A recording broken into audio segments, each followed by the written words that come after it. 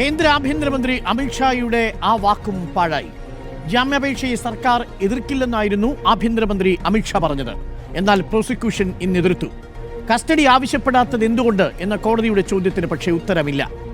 ഇത് ന്യൂനപക്ഷ വേട്ടയാണെന്ന് കോൺഗ്രസ്, രാഷ്ട്രീയ അജണ്ടയാണെന്ന് CPIM, തെരുവിൽ നേരിടുമെന്ന് തലശ്ശേരി ആർച്ച് ബിഷപ്പ്.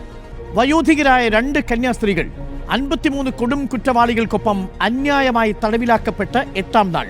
ബജരംഗദളിന്റെ ആൾക്കൂട്ട വിചാരണയും പോലീസിന്റെ കള്ളക്കേസും തടവിലാക്കിയത് 2 സാധുക്കളായ അശരണായവർക്ക് അഭയമായിരുന്ന കന്യാസ്ത്രീകളെയാണ്. ഛത്തീസ്ഗഡിലെ മതപരിവർത്തന നിയമത്തിന് പുറമെ BNS 143 മനുഷ്യക്കടത്ത്, BNS 182 രാജ്യവിരുദ്ധ പ്രവർത്തനം എന്നിവ കൂടി ചേർത്താണ് ആ സാധുക്കളെ അഴിക്കുള്ളിലാക്കിയത്.